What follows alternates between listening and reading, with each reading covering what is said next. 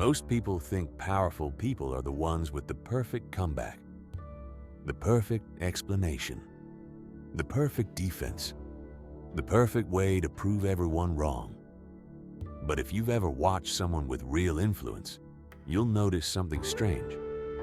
They often don't explain themselves at all. Someone misunderstands them. Silence. Someone spreads a false story about them. Silence. Someone questions their motives. Still silence. At first, it looks weak, almost passive, until you realize something unsettling. The people who feel the strongest urge to explain themselves are often the people least convinced by their own position. And the people who never explain themselves usually know something everyone else doesn't. In psychology, there is a hidden difference between confidence and the performance of confidence. One needs constant validation. The other doesn't. So why do some people feel compelled to defend every decision, every opinion, every misunderstanding? Why does criticism keep some people awake at night while others barely react? And why can silence make someone appear more powerful than the most convincing argument in the room? Because the urge to explain yourself isn't always about communication. Sometimes it's about something much deeper. And once you see it, you'll start noticing it everywhere, including in yourself. In this video, we're going to explore why some people feel the need to explain every decision they make while others remain silent, even under pressure. We'll look at the psychology behind emotional self-control, why silence is often mistaken for weakness when it can actually signal strength, how people with a secure sense of self respond to criticism differently, and why some of the most influential people in history understood the power of strategic restraint. Most importantly, you'll learn the difference between healthy silence and harmful silence, and how to know when explaining yourself helps and when it quietly works against you. A few years ago, a man joined a new company. He was talented, hardworking, and quietly competent. But there was one thing that constantly bothered him. Whenever a colleague criticized his work, questioned his decisions, or misunderstood something he said, he felt an overwhelming need to explain himself. He would send long messages, clarify every detail, defend every decision, correct every misunderstanding. Then one day he noticed something strange. The most respected person in the office never did any of that. People disagreed with him. Sometimes they even misjudged him. But he rarely rushed to defend himself. He would listen, say what needed to be said, and move on. No lengthy explanations, no desperate attempts to be understood. And somehow, people seem to respect him even more because of it. That raises an interesting question. Why do some people feel compelled to explain themselves constantly, while others seem completely comfortable letting people think whatever they want? The answer has less to do with communication than most people realize. The urge to defend yourself. Let's start with something most people never notice. The need to explain yourself is rarely about information. It's usually about emotion. Think about the last time someone misunderstood you. Maybe they questioned your intentions. Maybe they criticized a decision you made. Maybe they assumed something about you that wasn't true. What happened inside you? For most people, there is an immediate discomfort, a tension, a feeling that something is wrong and needs to be corrected. And that's where the urge to explain begins. We tell ourselves we're simply clarifying the facts, but often we're doing something else. We're trying to restore how we're being perceived. We're trying to regain control of another person's opinion. The problem is that human beings hate uncertainty. especially social uncertainty. Our brains evolved in tribes where acceptance meant survival. Being rejected, criticized, or misunderstood could have real consequences.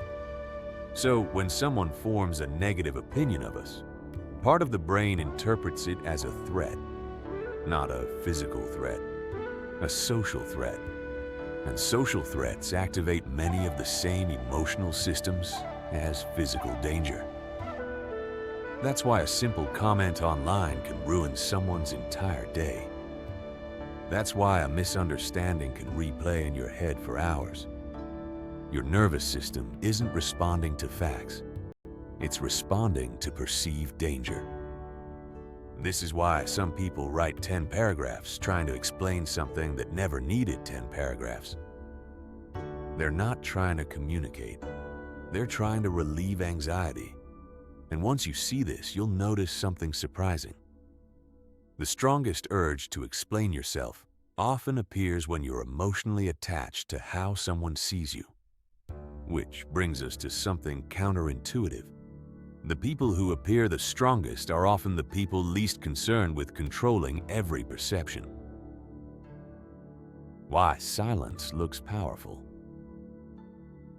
Have you ever noticed that when two people argue, the calmer person often appears more credible? Even before they've proven they're right. Imagine one person speaking rapidly, defending every point, trying desperately to convince everyone. Now imagine another person who listens carefully, responds briefly, and seems completely comfortable, whether others agree or not. Which person feels more powerful? Most people instinctively choose the second. Why? Because human beings constantly make judgments based on behavior, not just words. When someone appears desperate to convince us, we unconsciously wonder why. Why do they need us to agree so badly? Why do they need validation from us? But when someone remains composed, we often assume they possess something valuable: confidence, certainty, authority. Whether that's true or not is another matter. But perception works that way. Silence often communicates something words cannot. It signals that a person's sense of self does not depend on immediate approval, and that is rare. Most people are fighting invisible battles for acceptance, which is why restraint stands out. The interesting part is that silence isn't powerful because it is silence. It's powerful because of what it suggests. Self-control. And self-control is one of the strongest signals of psychological strength. Emotional regulation versus emotional reactivity. This brings us to one of the biggest differences between people who constantly explain themselves and people who don't. Emotional regulation. Imagine someone publicly criticizes you. The criticism might be unfair. It might be inaccurate. It might even be malicious. The reactive person immediately feels an emotional surge: anger, embarrassment, fear, frustration.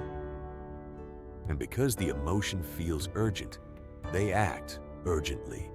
They respond immediately, defend immediately, explain immediately.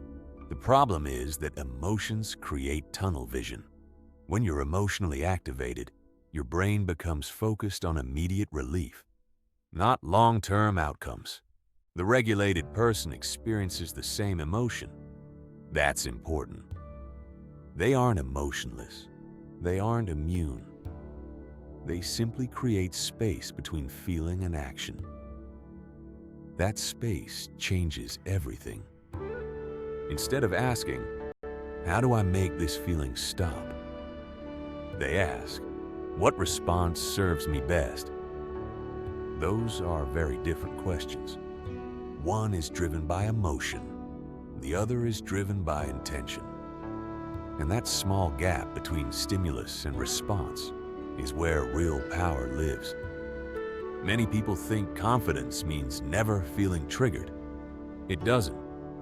Confidence often means refusing to let a temporary emotion decide your behavior.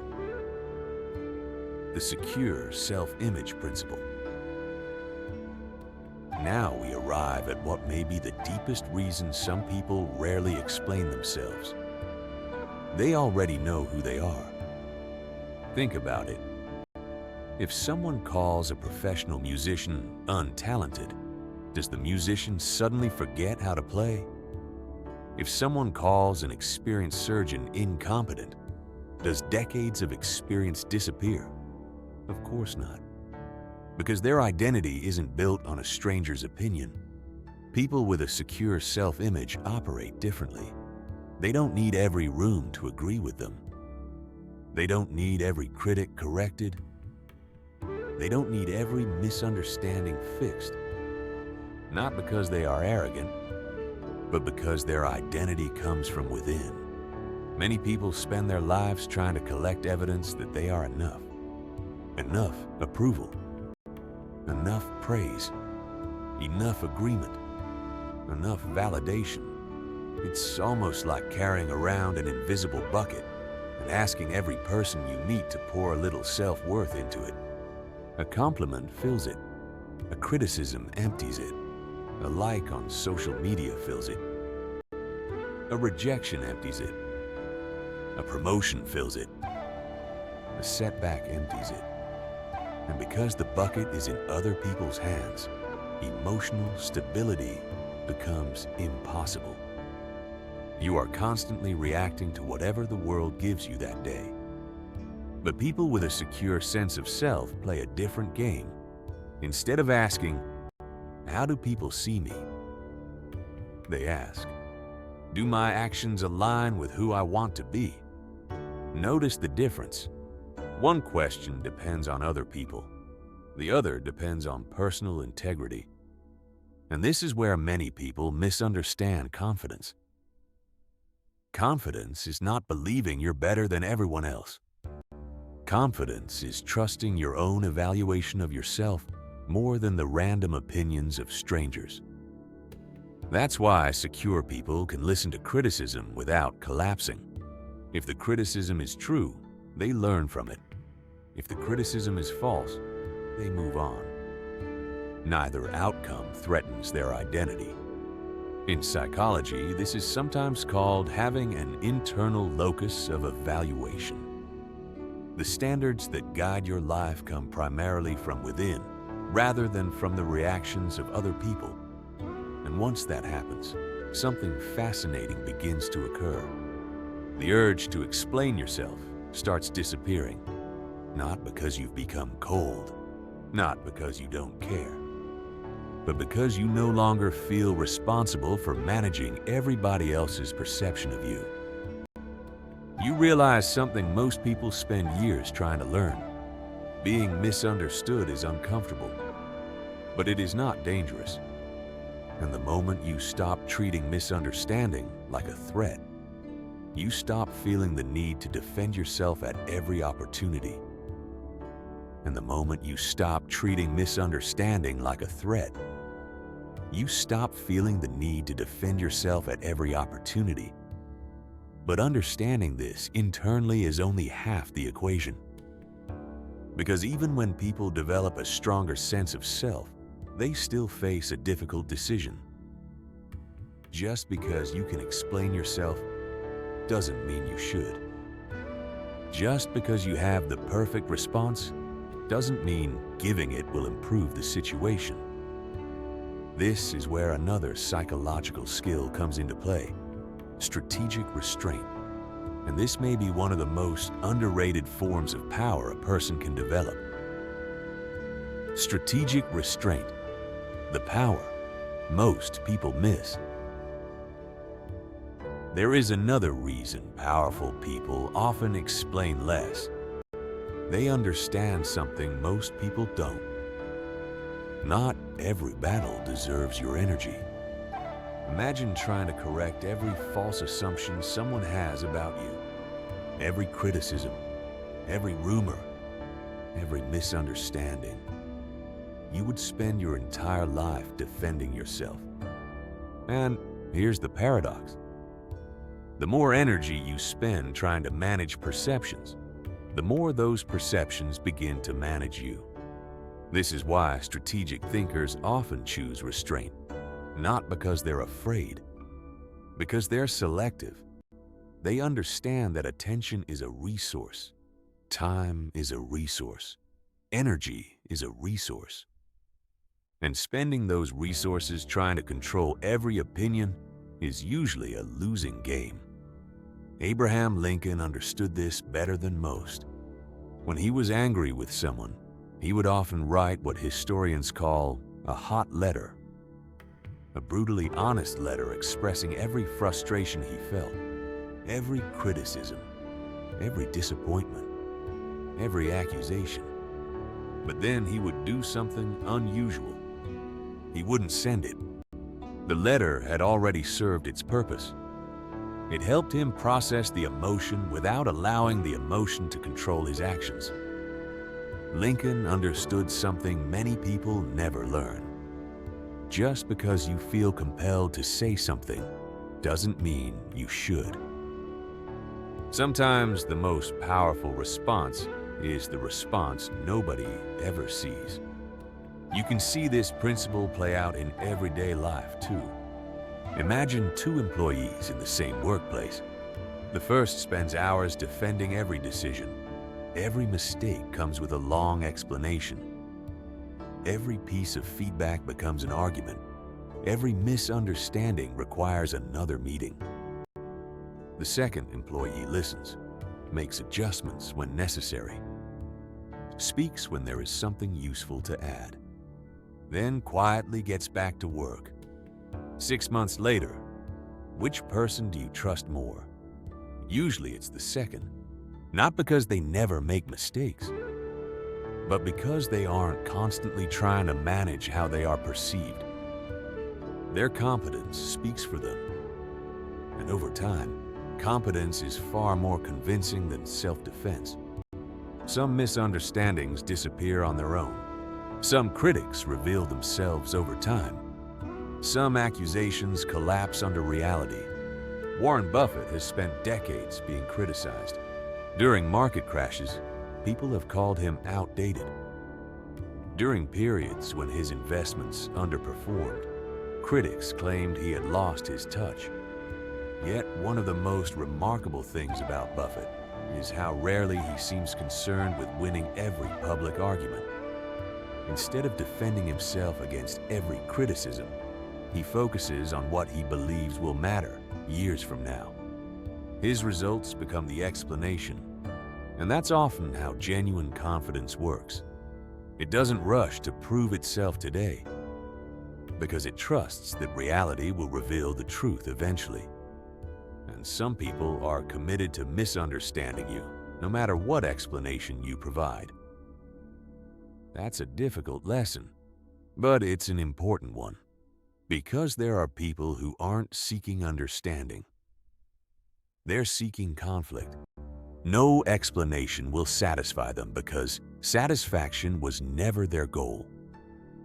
The mistake many people make is assuming every disagreement can be solved with better communication. Sometimes it can. Sometimes it can't. Wisdom is knowing the difference. Learning to be misunderstood. There is one final lesson hidden beneath all of this, and for many people, it's the hardest lesson of all. Learning to be misunderstood. Most of us spend our lives trying to make sure everyone sees us accurately. We want people to understand our intentions, our motives, our character, our heart. But eventually, life teaches you something uncomfortable. Some people will misunderstand you no matter how clearly you communicate. Some people will create a version of you in their minds that has very little to do with reality. And sometimes that version will spread. The younger version of you feels compelled to chase those misunderstandings, to correct them, to defend yourself. to make sure everyone knows the truth. The wiser version understands something different. Not every misunderstanding needs your participation. Some truths reveal themselves over time. Some people discover who you really are through experience, and some never do. One of the signs of emotional maturity is accepting that not everyone will carry an accurate version of you, and being at peace with that anyway. Because the goal is not to be understood by everyone. The goal is to remain true to yourself, even when you aren't. When explaining yourself actually helps. At this point, it's important to avoid an extreme conclusion. This video is not saying you should never explain yourself. Healthy communication matters. Relationships require communication. Leadership requires communication. Trust requires communication. If you've hurt someone, explain. If you're responsible for a mistake, explain. If someone genuinely wants understanding, explain. The goal isn't silence. The goal is intentionality. The question isn't, should I explain myself? The question is, why am I explaining myself? Am I trying to communicate? Or am I trying to control someone's opinion? Am I providing clarity? Or am I seeking validation? Am I solving a problem? Or am I relieving anxiety? Those questions reveal more than the explanation itself. How to practice restraint. If you find yourself constantly explaining yourself, start with a simple habit. Pause. When you feel the urge to immediately defend yourself, wait. Not forever. Just long enough to think. Ask yourself, does this actually require a response? Will explaining change anything? Am I communicating or reacting? You'll be surprised how many situations no longer require action once the emotion settles. Another useful practice is learning to tolerate being misunderstood. That sounds uncomfortable, because it is. Nobody enjoys it.